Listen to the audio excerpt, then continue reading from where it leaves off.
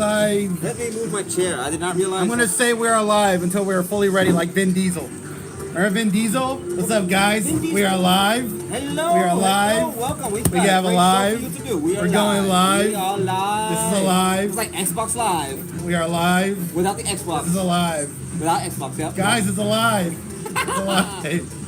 That was like, did you ever like watch Vin Diesel's old Facebook when he was more in charge of it? Yeah, Vin Diesel back then was much better than he is today. No. I mean, Vin Diesel is somewhat still in charge of his Facebook, but back in the 2010s, it was the most hysterical shit. Like when he was live streaming the Guardians of the Galaxy 3, Guardians of the Galaxy 2 premiere back in 2017. He was live streaming it, and then he put the phone in his pocket, and he forgot to turn off the live stream. And he went to look at his phone. He's like, "Oh shit, you guys are! I forgot to turn it off. I'm sorry, guys. You were in my pocket the whole time." What? That would have been so funny. So if you were watching his live stream, and if he really did forget the phone, you could have heard the entire movie before anybody else. You could have heard everything if he watched the whole movie and just kept it on. But he found the phone. But he found the phone and realized it before he even walked into the theater. That was the funny part. If he never did that, we could have heard the whole movie. Shit, man! Who told him this? His phone was on. Yeah, and also when the Triple X third movie came out in what was it, in January of 2017, and it did well at the box office, and he took a selfie with him half naked in a bathrobe to celebrate the box office opening weekend. That was so funny. Vin Diesel needs to have more freedom on his social media. Fix your iPads, like. I'm trying to get you.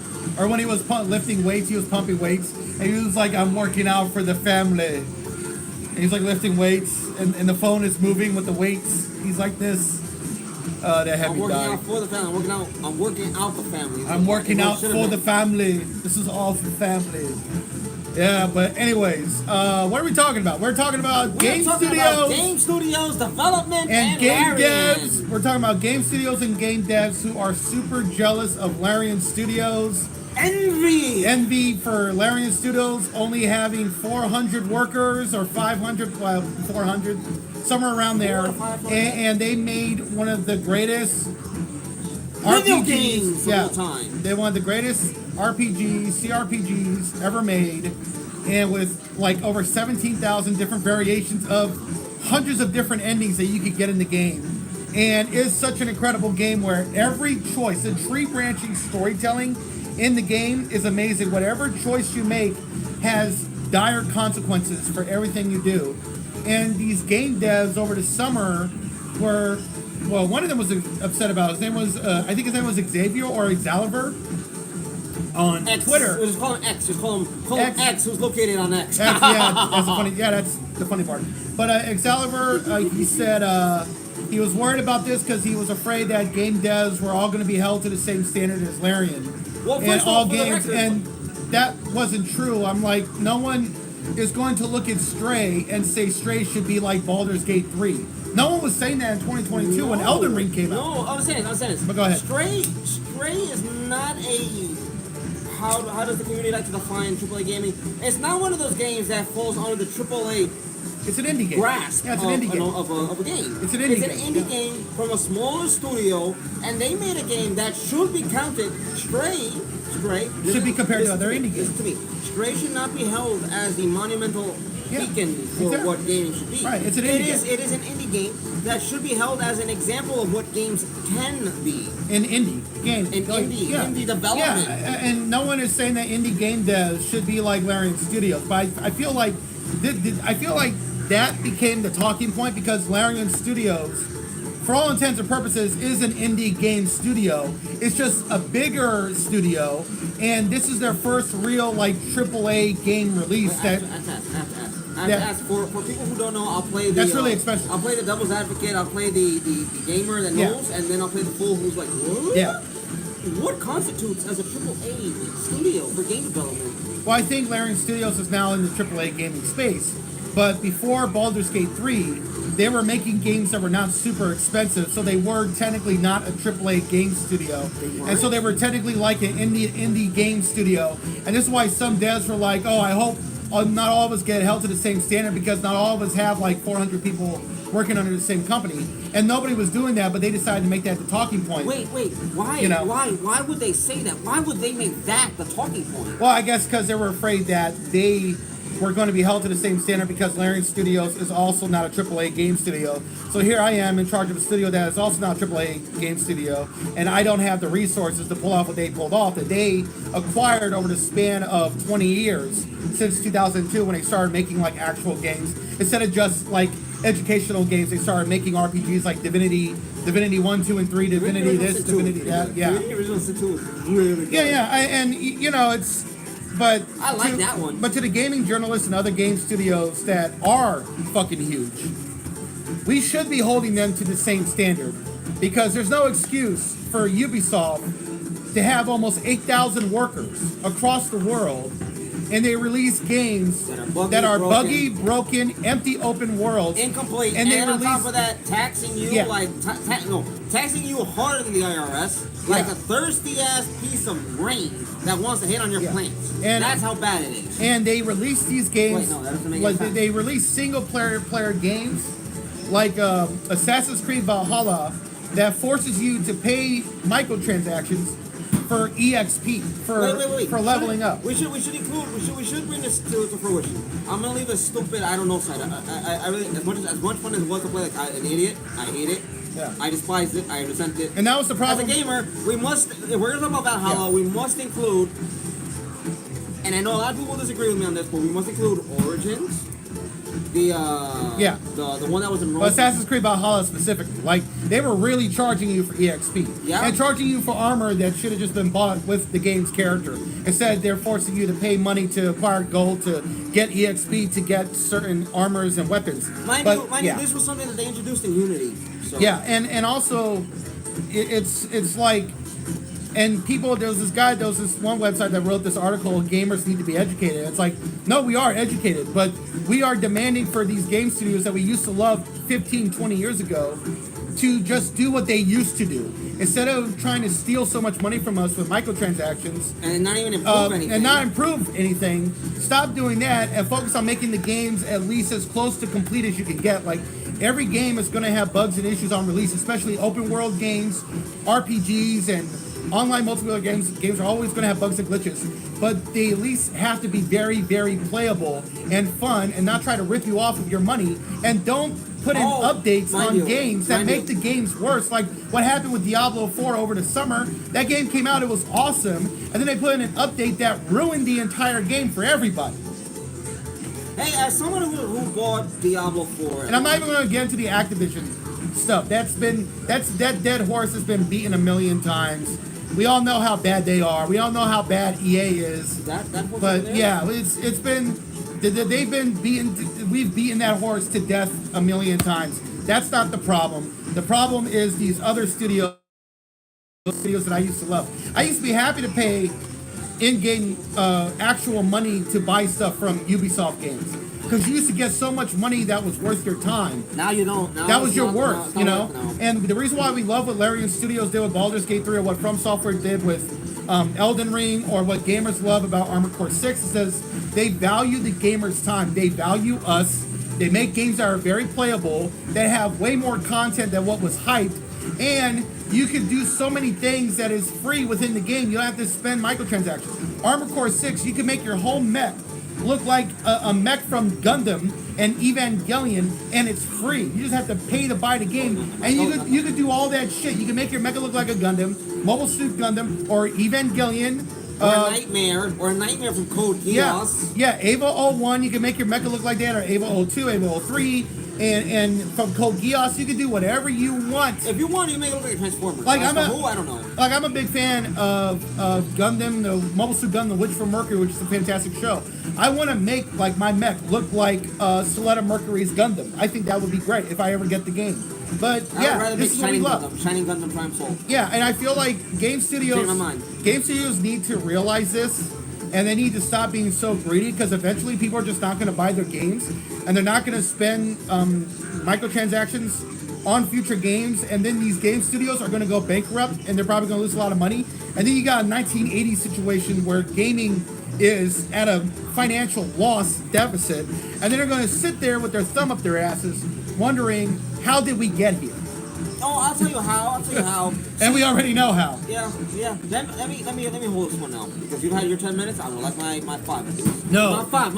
I get my 5. Never. Don't mess with my 5. Never. You want a 250? You want a 250? All right. No, go ahead. Anyways, when it comes to game, I'm development, super passionate and just done. Go ahead. As someone who's been playing games since a very young age due to the fact that lack of attention, ADHD, mind you, back then we all thought was this game needs to be set up and track and throw them off cliff. That was the idea. Gaming back then was so much more worth the investment. Yeah. New game, okay. Oh, you know you can pay $5 more to get this part of a game that adds on and makes the story even better? Great! Now, gaming studio has evolved from gaming development, Gaming development has evolved from providing me something worth my investment, my time, to be able to continue following your studio's creativity in games and the different genres of games that will come out from your studio. Now, it's more so, well, if you want this game, you need to spend $199, $199. Does it end? Yeah. Oh, no, I gotta get to the next roll. Hold on. And ironically, it was Bethesda that really did this. Bethesda did this in 2006, where they were charging arm and a leg $1.99 for horse armor. Nails. And that was a big financial success for Bethesda and Xbox and Microsoft 360 at the time.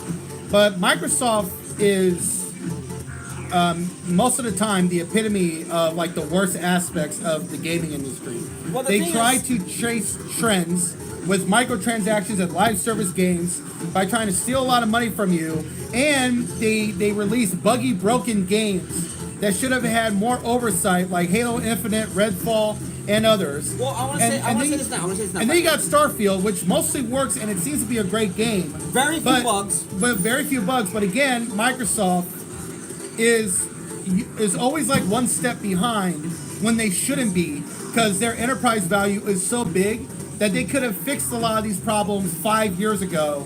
But now they didn't pay attention to a lot of these issues 4 or 5 years ago, and because of COVID and delays and all this stuff, it's like things have gotten like kind of worse. But Starfield so far is a win for the most part. It seems to be a win. But it's coming out. Starfield, which is out now. It's mostly a win, but the problem with Starfield is that it's coming out at the same time as Baldur's Gate 3, and people are playing that game more, and they're comparing the two games, and we're like, Baldur's Gate does this so much better. The tree branching storytelling in Baldur's Gate 3 is just so brilliant. It's so incredible, and Starfield doesn't really have that. The dialogue choices are obvious. There's some things, there's some tree branching, but for the most part, it's very much, it goes a certain path that you can take. While Baldur's Gate 3, you could do anything. It's not even open world, but Baldur's Gate... Baldur's Gate 3 has open access to players' imagination. Like Baldur's Gate 3 is not an open world game, but with the tree branching storytelling, with every choices you make and the consequences you have, it feels open world. Because it feels like you could do or go do anything in that game. It's crazy. Mind you, when it comes to Baldur's Gate 3 takes advantage of two things. One, it takes advantage of players' imagination on how to resolve each approach. Yeah. And two, is it allows players to explore what it is they're doing without being penalized about, oh, you need to pay $5.99 in order to access the rocks that'll kill your enemies DLC bundle pack add-on. Yeah. Or additional add-on. But the thing is, Baldur's Gate 3 has been thoroughly thought out. It's an idea that's been built on for decades, is what I want to say. Of course, Larian being able to use the concept in which they've used in many other games continuously evolve on that. That's the thing that helps them as a studio to stand out. Not just D&D. It's their tree branching dialogue storytelling. Yeah. Other games, studios in development, publishers, want a simple, quick to the book, easy access, I get your money, haha, here you go. Yeah. And then I'm thinking about adding you a DLC. Starfield is a game that, having played only 4 or 5 hours of right now, I'm enjoying. Yeah. And of course, if I were to tell Bethesda, fuck your story, I'll play the side quest first. Yeah, you know what's crazy? I'm trying to get through the main quest, but the first 10 hours of Starfield, the side quests were far more interesting. Like, the main quest is good, but it's kind of lame because it's a humongous fetch quest. That's all it is. That's the basics of what it is. It's the most, in the beginning of it, it's like very not interesting. I do love the characters that you work with in Constellation, but it's a fetch quest. The side quests feel like actual missions, and you gotta strategize, you gotta think 10 steps ahead, and you gotta do all types of shit to be prepared to do these space battles and also to do gun battles and stuff like that. Like when I was going in, there was this woman on the run that I had to get to interrogate to go here to catch this ship that had been hijacked. I'm very persuasive. I'm not intimidating anybody. When you go to take her on, she has all these robots and these guns that are shooting at you, and it's really, really tough. And I'm stuck and I'm dying a million times. So I restarted everything. I went back to a previous save. I went back, I searched around, I found this really powerful gun that is really great at killing robots. So I was like, okay, let's see what this does. And then I left the planet, I went back to Jameson. I bought a lot of health packs because Jameson or Jettison? Jettison, Atlantis, New Atlantis. New Atlantis. I went back there in what's the area of the solar system? It's not the Goldilocks area. It's it's the other area where it has populated planets to live on. But I went back there, and I bought a lot of health packs. I had like 14 health packs, because I ran out of health packs. I only had like 2 or 3 and a lot of food. So I bought like 12, 13 health packs. I went right back. I had the gun. I killed all the robots. I killed all the guns. I was healing myself. And then I finally broke down the door, and I caught the chick, and I interrogated her, and I was able to progress in the mission. But that's the thing, you gotta remember about Starfield, it is an open world RPG. You have to be prepared, you have to think ahead. You can't just go in guns a-blazing consistently, because you're gonna die a million times. And I'm playing on easy mode, and you're gonna die a million times. I found it to be exciting because I did the side quest, I forget the name of the stuff, but it's the one where you're chasing the Terramorphs guy on Mars. Rather than going guns blazing killing the pirates, I paid off the debt, and then it said go kill the pirates so we can get that spot and get them. I was like, are you fucking kidding me? You didn't even include that part of the whole fucking dialogue. Yeah, and but also I did not know that there was a back door where you go all the steps and you just get the guys at the top with the shields. And I was like, wow, I could have saved my fucking money. Yeah, that's what I did with Baldur's Gate 3. I was like, wait, you mean to tell me I didn't have to go to the mountain in Baldur's Gate 3? I didn't have to go to the mountain pass to get to the Winter Tower? I could have just gone underground. I already had the key to that room anyway. Because when you go to the mountainside and you're under level 5, everybody in that area is going to kill you. So the easiest thing to do is to level up or just go the back way and level up. Instead of just take the mountainside later, when you're at a high level. But and also, people also have to understand now, and I really did appreciate Jason Schreier, who wrote an article about this and talked about this on Twitter, because this was the context that was needed to understand why Baldur's Gate 3 was such a huge success. Is that Larian Studios is not a publicly traded company, so they were not forced to release a broken game. On top of that, 2 years ago, microtransactions focused first. Yeah. Like EA and Activision and Ubisoft, and who's the other one? EA, Activision, Ubisoft. I know I'm missing one of them, but I know those are the 3 main of the triumvirate of the gaming titan, of the gaming Greek titan. Ubisoft, EA, and Activision. Yeah. But here's the thing. But when Jason Schreier pointed this out, the reason that Baldur's Gate 3 became such a huge success is because Larian Studios is not a publicly traded company. They don't have to answer to shareholders or billionaires or anybody else. And so they were not forced to release Baldur's Gate 3 in an unfinished, broken state 2 or 3 years ago. So what they did is that they put Baldur's Gate 3 out in early access in September of 2020. And it was in early access for over 3 years. So the game was already out, but it was the first act, and they were working and fixing the game for 3 years to make it work. And then they had the full release in August of 2023. And they were able to do that because they're not a publicly traded company. So to understand that context is to understand why these other studios like Bethesda, Activision, Ubisoft, and EA release games that are broken, because they're trying to reach a certain Q1 or Q4 earnings. No. They know this. Earnings. No.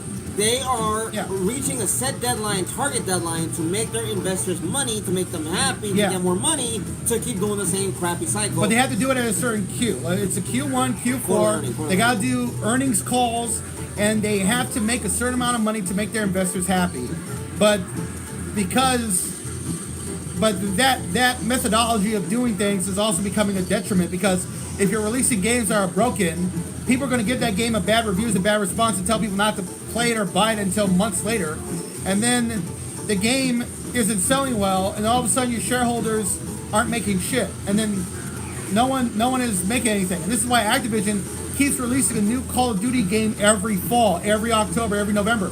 Like Call of Duty Modern Warfare 3 was supposed to be a story expansion for Modern Warfare 2, Yep. but then they were like, well, we don't have another Call of Duty game in the pipeline, so let's just make this story expansion Call of Duty 3, Modern Warfare 3, and put it out in Call of Duty Modern Warfare 3 and just put it out in November. And it's like, what the fuck are y'all doing? And Warzone 2 was such a massive disappointment. It was completely unnecessary. It should have just been Warzone 1 and just do a massive update instead of making it Warzone 2, because the launch was terrible. There wasn't like a scoreboard. It was broken and buggy. And I couldn't even play the game for a whole day because the launch was a disaster, because they attached it to Modern Warfare 2. So I couldn't play Modern Warfare 2 multiplayer, and I couldn't play Warzone 2. So I was stuck single player for a whole day. Like, what the fuck? Well, that's the problem. That's the problem with a lot of Call of Duty players. That they only get Call of Duty for the multiplayer, never for the story. Story doesn't mean nothing. Like, oh, that is multiplayer. If you die and then come back. And It's a 200 respawn. gigabytes for who? Like, That's I mean, about 300 or 100 it's 200 gigabytes. When I deleted the thing, I was able to download so many games that came out 10 years ago. It's freaking nuts. At this point, Microsoft, now that Microsoft is technically the owner of Activision Blizzard King, Microsoft should certainly try to reduce the file size. There is no true reason why you need a game to have almost 200, 300 gigabytes worth of storage space. Well, I mean, Microsoft, I mean, they deserve to own Activision because they had better arguments, because the arguments that Sony was making are the things that they were doing as well. Mm-hmm. Both of them are anti-consumer. And Microsoft, the problem is, unlike Sony, their games come out really buggy and broken, with the exception for Sony being The Last of Us Part 1 for PC. That was a terrible port. That was a terrible PC. There were a few PlayStation games that also had some issues when it came to porting onto PC. Not all of them. That was the worst one. Last of Us Part 1. I said some. Please do me a favor.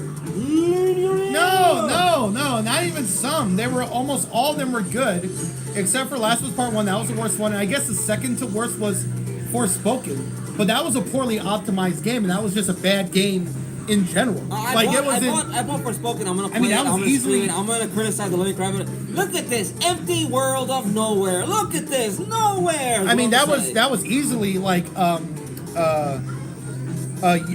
what's Square Enix? That's another game studio that's falling apart. That was easily Square Enix's worst game. And Final Fantasy 16 is a really good game, but the reason why the game didn't sell as well is because it was too westernized. And let me tell you something. The game is good. It has good graphics. I haven't beaten the game yet. It's a fun game, but it's really just a button masher. The combat is very much a Devil May Cry game. It is just button mashing. There's not a lot of skill. Your abilities, your magical abilities in the game get selected for you the more you keep hitting one button, which is square. You just keep hitting that button, and your character just switches automatically between abilities, and you are laying everybody the fuck out. So there's no skill in that game whatsoever. So when it came to the Starfield has way more skill, because you gotta think 10 steps ahead. Yes. And Baldur's Gate 3 has immense skill. You have to strategize with that game. You can't go in guns a-blazing unless you're really high level. I want to say this. Forspoken, its failure was something that was inevitable. The fact that Square Enix wanted to chase a trend of the modern gaming audience. I want to say this right now. Modern gaming audience does not exist. Twitter is not your modern gaming audience. They don't care. They're too busy with frappuccinos, ice mocha latte, Starbucks bars, and or parties of some kind. Yeah, I mean, stop trying to appeal to a woke audience. Stop trying to appeal to super far leftists, because I'm friends with a lot of those people. Most of them don't play video games. There's very few of them that do. There's very few of them that actually do care about playing video games. And a lot of them don't really want to see politics in games anyway, because they know it's virtue signaling. The ones that are educated know it's virtue signaling, because they know those game studios and those companies don't care about their LGBTQ workers. They get treated like shit. Their black and brown workers also get treated like shit and never get promoted due to conscious and unconscious racist biases. And they know it's bullshit. I mean, we know the stories. You know, what happened Fool's with... gold will only fool a fool who's unaware of what gold is. Gold will fool no one when they know what gold is and how rare it is. Yeah, I wasn't surprised. I mean, I was shocked, but I wasn't really surprised that Activision Blizzard was being sued by the state of California for sexual misconduct, discrimination, and mistreatment of workers, especially female co-workers, and other demographics as well. Don't forget the female employee that died. Killed herself because of her being sexually harassed and strained her. She was being sexually harassed, but that all came out a year after they were doing the whole Black Lives Matter posts, and we now know that was all bullshit. What they were saying, it was just virtue signaling, trying to get positive buzz to make money. I want to say this, and I know a lot of people are going to take issue with it. Pride Month is a month in which the LGBTQ Rainbow Coalition and whatever else Which is a great month. I celebrate that month every month. Celebrate. Yeah. However, when these companies, when all of these major conglomerate companies, all of these major media, multi-outlet, whatever kind of companies that put rainbows on their logo, on their icons, they only care about money. They want your fucking money. You are a piece of shit. And I will give them money to make them richer. Yeah, they only want money. You mean nothing to them. They only want money. And we can see that now because on all their diversity initiatives they've done since 2020 hasn't made any money for them. They're losing billions on streaming. So all the diversity people that they hired for specifically diversity in the workplace and in TV shows, all those people have been fired. They've all been fired in the last 3 months. They're gone. They're all gone. That's not just gaming companies. And that's not to say that they're terrible at their jobs. It just lets you know where these companies' minds are at, and they are not your friends. They only want money from you. The Kardashian family are also not your friends. There's a reason why they did not let their children. Wait, we just straight off from game development. Yeah. I know. I'm sorry. I'm just trying. It's a broader point. Better be a broader point. The reason why the Kardashians don't let their kids watch their own show because they know if they're exposed to materialism, they will grow up to be very selfish, isolated, and disconnected from caring and having empathy for others. And that's what they're doing to other people's children. Why? Because they want to make money, because they don't care about those kids, they care about their own kids. So they don't let their kids watch their show. And it's why Bill Gates and Jeff Bezos and Tim Cook and Elon Musk raise their children technologically free. They don't even let their kids use cell phones until they're 19, 20 years old. Which I think is a much wiser decision, but we're going to game development. I'm gonna make this one point. But that's the whole point. All these companies do not care about you. They just want your money. Anyways, back on topic. Because I don't want to do the whole back on topic. I don't want to do that. Anyways, let me just bring this down just a little teeny bit. There we go. Your hair was out of frame. Right. Okay. The double straight locks were not in frame. Yeah, no, I gotta get a haircut. I can give one for you free.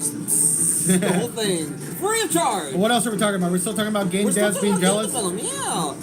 Jealous? Alright, so we spoke about the indie developers. Indie developers, you're fine. We're not holding you to these standards. We're just holding you to the standard of giving us a great experience that you as a studio and your employees can provide. Yeah. Anyways, anyone wants to know how the hell... But as Jason Schreier pointed out, I mean, we're basically telling these studios to not be publicly traded companies. And in a very extreme capitalist society, especially in America and parts of Western Europe, they're never going to give that up because they're making too much money.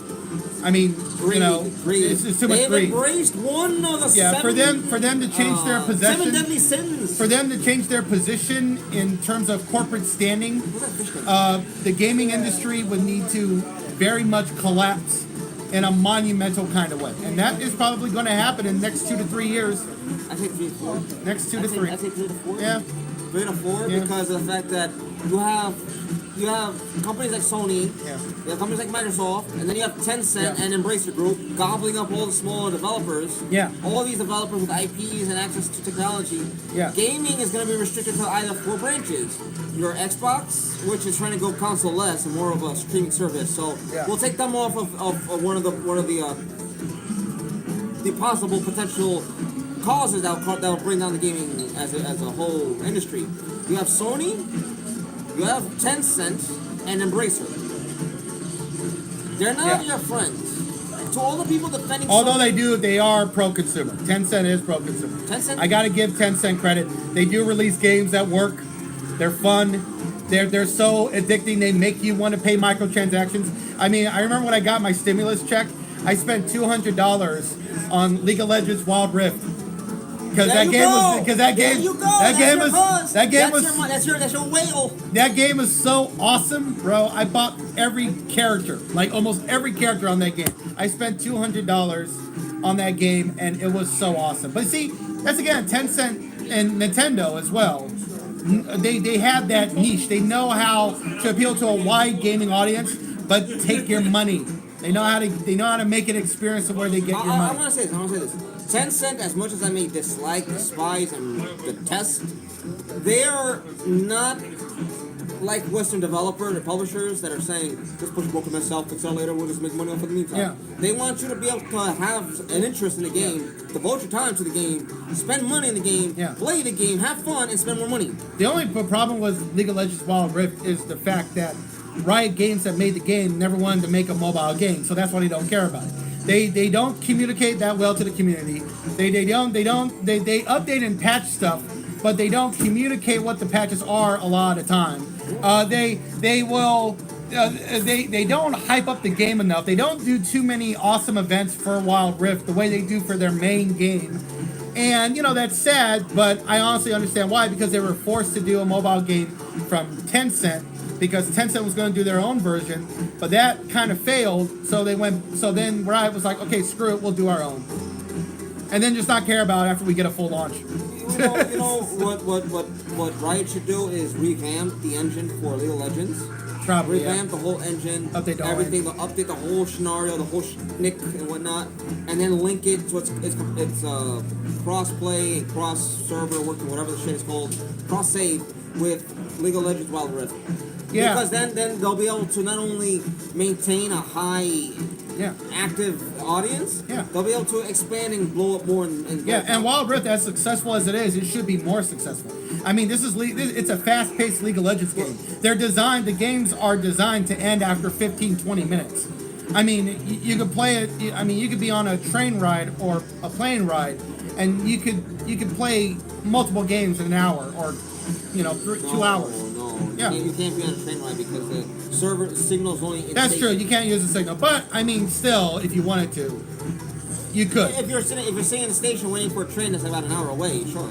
Yeah. But the reason why Western AAA developers are Western AAA developers are upset is because they don't have that type of passion to deliver a game like Baldur's Gate 3 or Starfield, if you want to go that far. Yeah. They don't have the passion to deliver that because they're so used to just putting their nose to the grindstone, letting it shave and file. Yeah. And so now they're like, yeah, and Baldur's Gate 3 was made by fans who love video games and love Dungeons and Dragons, who are making Baldur's Gate 3, and they're very much passionate about gamers. They have so much empathy towards gamers, and they listen to the feedback, and they fix bugs and glitches. They even fix bugs and glitches to make mods better that are created by modders on PC. I mean, that's freaking awesome. Their recent patch fixed the mod to make the mod better that was created by a guy playing the game who started playing when the game launched a month ago. I mean, that's amazing. That type of level of community is great. Or what From Software did with their recent update with Elden Ring, where they did an update that made the multiplayer and invasions so much better because you could take down somebody's poise with any weapon, and that was a mod created by one From Software gamer fan months ago, and they incorporated it into the game, and now Elden Ring multiplayer is basically Dark Souls 3, and it's fucking awesome. I want to say this. For game developers to be so envious, it sounds more so you need someone to really push back against leadership in the company that owns you. Because it's laughably, pitifully sad to watch companies like Ubisoft, Bethesda, who else is another one? No, not Bethesda. Ubisoft, BioWare, and a couple of others. I think it was the studio that did the not Respawn, not Dice. No, I forgot the name of the studio. There's a list that's available online. I strongly encourage people to look it up. These studios that are AAA owned, they need someone to push back against leadership, to push back against the CEO of the main company, and tell them, no, it's not going to be out by then. It's going to need more time. We need to finish resolving whatever, or we need more time for development. Yeah, they're not going to learn. One delay to the next quarter is not going to solve any issues. And they're not going to learn. They didn't learn. They didn't learn. Like, EA and all these studios didn't learn from EA's disastrous launch of Star Wars Battlefront 2. They just did. No, but before that, Star Wars Battlefront 2 had a disastrous launch because of all the greedy microtransactions. Even though the game sold 13 million copies, it didn't make the sales of what EA wanted, and they weren't making $1 billion a month through microtransactions like what they make with FIFA. So it's considered a disastrous launch and a disappointment. And there's no Battlefront 3. They need to get rid of. There's no Battlefront. Andrew Wilson. There's no. Get rid of Andrew Wilson. He ain't going away, but. There's no Battlefront 3. That man needs to go away. That man has not delivered a good product by his own fucking mind. Well, you know who's delivered a good product? I'll tell you who's delivered a good product. Respawn. Respawn aimed the sights down between but they own Respawn. Respawn, but they own. Despite that, EA didn't pitch any ideas. Respawn came out with successful games. Yeah, you know the reason. Titanfall 2. Jedi Survivor, Jedi Order. Yeah. Guess what? Apex Legends, guess what? They're coming out with another game too. But even Jedi Survivor had a broken launch as well on PC. But the thing is, the game was really good. Like if you played the game, it was a really good game. It was still just broken on launch. But the thing is, that's not from EA themselves who issued that. Say you can do it. That was Respawn saying we're gonna do this, and EA said, "But we want you to do this." No, we're gonna do this. Okay. Hands up. Go ahead, do it. It's gonna fail. It's gonna fail. What happened? Star Wars Fallen Order and Star Wars Jedi Survivor have both been monumental successes. But the problem with Jedi Survivor is that it came out broken, and Respawn and EA screwed up that launch. Even though it's a really good game, people who've played it and be in it do love it. The day one patch was a disaster, and that game should have been delayed by 10 months. It should have been delayed until March of next year. That is true. So we're not going to count Jedi Survivor. But when it comes to anything that's been successful... But Battlefront 2 was a disastrous launch, and none of these studios learned from that game's mistake. They just do it even worse. Like Ubisoft and Activision Blizzard did it even worse with Diablo Immortal. And then Diablo 4 did the same thing, and these studios are not going to learn. They're just going to keep trying to do microtransactions ad nauseum. They're going to keep trying to force NFTs down our throat until the whole thing just combusts. Until it just explodes. No, but I want to say this. I'm gonna find out what program I need to get to be able to use to stream this while having other things included on the video. What I want to say is the only way to really push back against this predatory practice of business that is coming from and through gaming as medium. Do not buy them on pre-orders. Do not pre-order them. Do not buy them. Do not even buy a pre-order. Do not pre-order. Don't even put money down. Don't even buy them after launch. Wait until they go on sale. Let their the fiscal quarter, the fiscal year of that sale say, this didn't work. Now there are three things that'll happen. Either one, franchise will be axed off for good. Two, they'll double down and make it even worse. Or three, they're forced to review how on earth they're going to develop that type of game. EA, what they need to do is they got to have better management, stop making their developers crunch ad nauseum. Oh, they're not going to They got to, but they're not doing that, but they need to because BioWare is broken. And they just fired 50 developers from BioWare. And a lot of those writers and developers at BioWare have been in the company for over 16, 17 years. Some of them were in the company for 20 years. I have a feeling, and it's like EA deciding to stop doing as much live service games for all their studios and then do single player games for BioWare. It's not fixing BioWare because they're still doing an insane amount of crunch and they're not changing the culture. They're not changing. They're not changing. Well, it's EA's fault because they own these studios. They're not changing the culture. They're not changing the hours. They're not fixing anything. And so BioWare is in shambles, and Dragon Age 4 has now been delayed because they just saw what happened with Baldur's Gate 3, and they were like, oh my god, we can't compete with that fucking game. So we gotta delay this game until 2024 or 2025. But here's the thing, you just fired 50 developers from BioWare. So when this game comes out... No, they were employees who were there for years. So I believe... No, 16, 17 years, again, 20 years. Years. Yeah. But EA may have fired them for the reason that they didn't want to pay them the salaries that they were getting. Yeah, because... Simply put, corporatist greed. It's not capitalism, this is corporatism. Yeah, because the CEO wants to buy another yacht. He doesn't want to take a pay cut. And the Man, Nintendo does things better. Yeah, you know they do. what? If Nintendo says, hey, this game didn't do well and we didn't hit our sales, I'm not firing any of my employees. I'm going to take a pay cut, let them keep their job, and we'll get a better game next time. And that's why they fired 50 developers from BioWare, because the CEO probably wants to buy another yacht and keep most of his money. But now Dragon Age 4, which they announced is going to be a single player game, is probably going to be it is going to be single player. It's going to be Anthem with dragons. That's what they said. That's what they said after Anthem launched. But Dragon Age 4 is Anthem with dragons. No, but you're ignoring what happened after Anthem came out. So Star Wars Jedi Fallen Order came out. It was a huge success. It sold like 7-8 million units in like 2 or 3 months. EA executives were shocked and amazed by that. They had no idea that people still bought single-player games. So they canceled Anthem and shut that down. I was hoping for an Anthem 2.0. No, they shut that down. They canceled Anthem 2.0, which is going to be called Anthem Next. They canceled that and shut down Anthem. And then they announced that Dragon Age 4 was going to be a single-player game with no multiplayer, no live service. And Mass Effect 4 was going to be a single-player game. No live service, no microtransactions, nothing like that. Bullshit. But here's bullshit for 2 reasons. No, there's not bullshit. No, it's not bullshit. No, 2 reasons. No, it's not bullshit. 2 reasons why I say bullshit. Why? This is fucking-A. No, but they proved themselves. How do you spell steal? But they proved themselves. Spell but they proved themselves. Spell it. No, spell they steal. S. No, they proved themselves to be. EA is steal.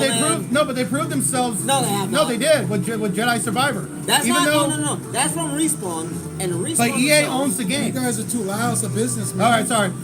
But EA owns Respawn, and they told Respawn to come out with the sequel to Jedi Fallen Order because people still love single-player games, and single-player games are still pegging people's interests. So they told them to make Star Wars Jedi Survivor. And Star Wars Jedi Survivor is a single-player game with no microtransactions. And so that's what they're doing with Dragon Age 4, and that's what they're doing with Mass Effect 4. Here's the problem, is that EA sucks, and they keep crunching their workers. BioWare is doing the same thing. They fired their workers, and Dragon Age 4 is in a worse place right now than it was 3 years ago, 2 years ago, and Mass Effect 4 will also be in a bad place. So if both of those games manage to come out in the next 5 or 6 years, they're both going to, if they both fail, BioWare is going to be shut down. If Dragon Age 4 comes out and is a massive disappointment, and a Mass Effect 4 does the same shit, goodbye, BioWare. BioWare is gone. Goodbye. And BioWare has been dead to me for a long time. BioWare died at Dragon Age 3. No, they died after 2014. Yeah, they died. Dragon Age Inquisition. Yeah, when Dragon Age Inquisition came out, it was a good game. But then after that, BioWare was dead in the water, and Dragon Age Inquisition got kind of forgotten because Witcher 3 was so incredible the following year. It just showed everybody how an open world game is supposed to be, or should be. I mean, it did everything that Skyrim did, but better. All right, so I'm gonna end the stream there because I'm kind of hungry. I want to get food. Yeah. I already have food. You already have food. I haven't eaten anything. Yeah, I feel bad. I feel bad. Under EA's watch, BioWare is dead in the water, and now Larian Studios is the new BioWare, and in many ways, it's even better. They're even better. You know what I like about Larian Studios? They're a company. The owner of that company, the CEO of that company, is a gamer, someone who enjoys games, and they love games, and they love playing games with other people. And you know what? For his company to be able to craft, conjure up, if you want, a product that is so amazing, it will most certainly, in my view and opinion, be Game of the Year, be nominated for Best and everything. And the thing is, there are only so few studios pushing the boundaries of what game development is. From Software, CD Projekt Red or CDPR Red, and Larian Studios Yeah. right now. Everyone else is still behind, chasing a trend. Game development has turned into this whole clique of, I can do it better than you. My game's better. Yeah, it has microtransactions, but you have people standing up and saying, this is what a game should be. I'm not making it for me. I'm not making it for the bottom dollar that I can get. I'm making it for the people that will play it, that will spend the money to buy it and play it. Yeah. That is how game development should be. It should return to those roots. Unfortunately, to do that, we're gonna need. And I don't want to say we need Congress to do it, because I am an advocate for less government in every aspect. And you know what? Now I want to see Larian Studios do a Star Wars game. I think they would do a great Star Wars game. In fact, they should do Knights of the Old Republic, right? No. Right? I would no. love if they remade Knights of the Old Republic and made it canon, the whole story canon, and not just Legends, but the whole thing canon, and did it almost exactly the way the original one was done, but stay faithful to the story, but change some things, tweak some things, and keep the visuals, the gameplay, the graphics. I would love that. In fact, since Brandon Sanderson's books are not getting adapted into movies and TV shows right now because of the writer strike and the actor strike delaying stuff, and also Brandon Sanderson pointed out that Amazon series, their fantasy shows, have been hugely disappointing in terms of viewership because Wheel of Time is not a good adaptation. Although I heard people have told me that season 2 is better. I'll check it out. Lord of the Rings: The Rings of Power, absolute dog shit, and it was the lowest viewed rated show on Amazon in streaming. No, it was the highest viewed for Amazon, but the lowest rated overall, and that's not good for a show that cost $467 million. Well, But Brandon has a studio that does board games that are doing a board game adaptation of his fantasy epic books called the Stormlight Archive. And so I'm thinking to myself, that would be great if Larian Studios did a video game adaptation of the Stormlight Archive tabletop RPG, which is an adaptation of the books. I think that would be awesome. I think Larian Studios, that could be their next game.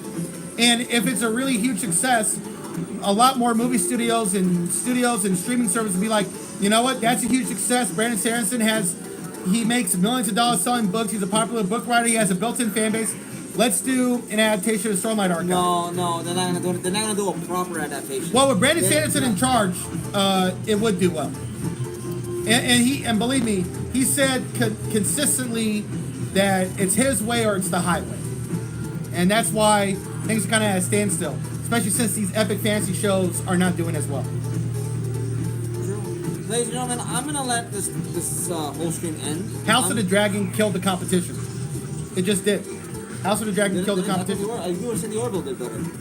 No, House of the Dragon. Okay. I mean, the House of the Dragon just killed. No, in terms of like. That'll be another video. No. But I'm saying that like after 2017, every studio was looking for the next Game of Thrones, and the next Game of Thrones just turned out to be Game of Thrones, and so the competition is just. Well, there's no way to top something that's great from its own franchise. Yeah. And if you try to remake a franchise, you're just gonna destroy it. HBO just knocks it out of the park for the most part. Except for The Idol. That was terrible. But that's a different topic. Anyways, this was great, guys. I got one viewer. It was great talking about this. I want to get back home and play Baldur's Gate 3 some more. Hit that like and subscribe. And see you guys later. Have a good one. Take care. Live long and prosper.